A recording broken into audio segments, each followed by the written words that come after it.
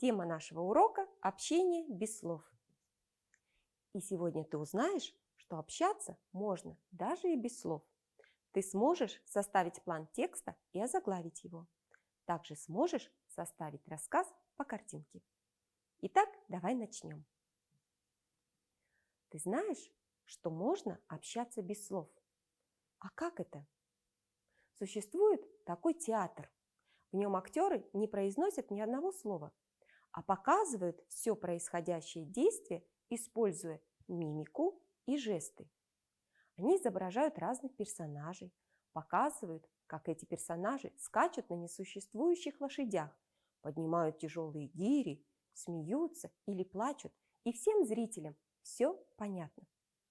Как же они это делают? Давай попробуем с тобой научиться читать по мимике и жестам. Посмотри на эти две картинки. Попробуй определить, что хочет сказать девочка, а что говорит мальчик. Девочка говорит: «Да, здорово!» А мальчик: «Нет, не хочу». Сможешь ли ты определить, что говорит девочка на этой картинке и что говорит мальчик?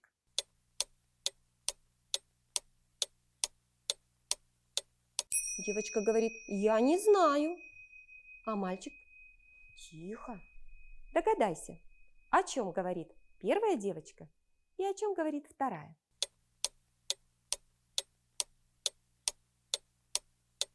Первая девочка говорит: как вкусно!» А вторая: «На, возьми». Правда интересная игра? Наверняка и ты умеешь читать по мимике и жестам. А что же такое мимика? Мимика – это выражение лица, когда мы изображаем свое настроение. Попробуем определить настроение этой девочки. Посмотри, на каждой картинке оно разное. Попробуй определить.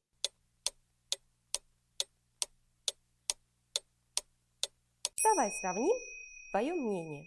На первой картинке девочка печальная, на второй – испуганная, на третьей – веселая, на четвертой – довольная, на пятой – сердитая и на шестой – удивленная. Посмотри, как здорово уметь читать по мимике лица. Теперь ты без труда определишь настроение своего друга. Знаешь ли ты, что существует такая игра, которая называется «Крокодил»? В ней люди загадывают друг другу слова, не произнося при этом ни одного слова, а используя мимику и жесты. Посмотри, как ты думаешь, что делают дети на этой картинке? Да, дети играют именно в эту игру. Попробуем с тобой составить рассказ о том, как дети играют в игру «Крокодил». Для того, чтобы составить рассказ, нам нужно дать ему название. Как ты думаешь, как назовем наш рассказ? Конечно, раз мы будем составлять рассказ об этой игре, так его и назовем. Игра «Крокодил». Рассмотри внимательно, что изображено на каждой картинке. Давай обсудим. Что делает первый мальчик? Он выполняет упражнение. Второй мальчик с девочкой играют в догонялки. Третья девочка занимается йогой. А ниже у нас показана команда ребят, которая угадывает слова. Попробуем составить наш рассказ по данной картинке. Как ты думаешь, с чего мы начнем? Конечно, дети играют в игру «Крокодил». Мы это и обозначим в первом пункте плана нашего рассказа. Что делают дети? Для игры дети делятся на команды. Игрок одной из команды загадывает первое слово, второе слово, третье слово. Дети заканчивают игру.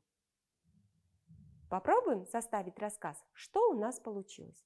Какие слова загадали дети во время игры? Итак, дети играют в игру «Крокодил». Они разделились на команды. Первое загаданное слово было «зарядка». Второе загаданное слово – «догонялки». Третье слово – «йога». Дети прекрасно справились со всеми словами.